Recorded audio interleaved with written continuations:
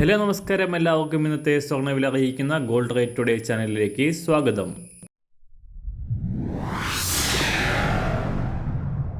ഇന്നത്തെ സ്വർണ്ണവിലയിലേക്ക് കടക്കുന്നതിന് മുൻപായി എല്ലാ ദിവസവും സ്വർണ്ണവിലയും വെള്ളിവിലയും സ്വർണ്ണത്തെ സംബന്ധിച്ച കൂടുതൽ വിവരങ്ങളും യഥാസമയം ലഭിക്കാനായി സ്ക്രീനിൽ വലതുവശത്ത് കാണുന്ന ചുവന്ന നിറത്തിലുള്ള സബ്സ്ക്രൈബ് ബട്ടൺ അമർത്തിയതിനു ശേഷം തൊട്ടടുത്ത് കാണുന്ന ബെൽ ബട്ടൺ കൂടെ അമർത്തി തുടർന്ന് വരുന്ന ഓപ്ഷൻസിൽ ഓൾ എന്ന് സെലക്ട് ചെയ്യുക.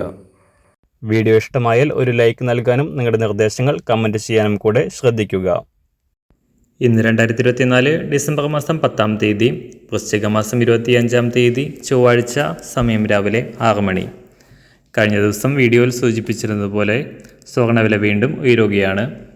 ഒരു വശത്ത് $US മൂല്യത്തിലുണ്ടായ വർധന സ്വർണ്ണവിലയെ താഴേക്കിറക്കുമ്പോൾ മറുവശത്ത് ദിനംപ്രതി രൂക്ഷമായിക്കൊണ്ടിരിക്കുന്ന ഉക്രൈൻ, റഷ്യ, ഇസ്രായേൽ, ഹിസ്ബുള്ള യുദ്ധങ്ങൾക്ക് പുറമെ രാഷ്ട്രീയ അരക്ഷിതാവസ്ഥയിലേക്ക് കടന്ന സൗത്ത് കൊറിയയുടെയും വിമത നേരിട്ട സിറിയയിലെയും പ്രതിസന്ധികളും കൂടെ ആയതോടെ നിക്ഷേപകർക്കിടയിൽ ആശങ്ക ഉടലെടുക്കുകയും സുരക്ഷിതമായ നിക്ഷേപം എന്ന നിലയ്ക്ക് സ്വർണത്തിൻ്റെ ഡിമാൻഡ് ഉയരുകയും ചെയ്തത് സ്വർണ്ണവിലയെ ഉയർത്തി.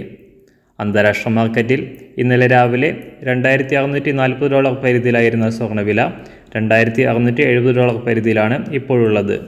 സംസ്ഥാനത്ത് ഇന്നലെ ഒരു പവന് 120 രൂപയും ഗ്രാമിന് 15 രൂപയും ഉയർന്ന സ്വർണ്ണവില ഇന്നു വീണ്ടും ഉയരാനാണ് സാധ്യത.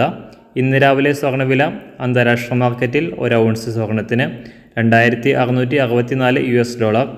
സംസ്ഥാനത്ത് ഇന്ന് രാവിലെ 24 കാരറ്റ് സ്വർണ്ണവില 1 ഗ്രാം 7,778 രൂപ, ഒരു പവൻ 62,225 രൂപ. 18 കാരറ്റ് സ്വർണ്ണവില 1 ഗ്രാം 5,833 രൂപ, ഒരു പവൻ 46,669 രൂപ. 916 സ്വർണ്ണവില 1 ഗ്രാം 7,130 രൂപ, ഒരു പവൻ 57,040 രൂപ.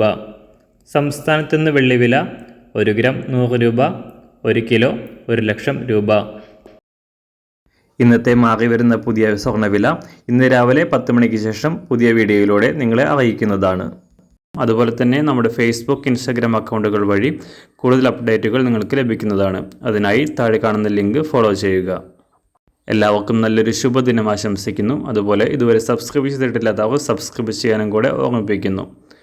താങ്ക്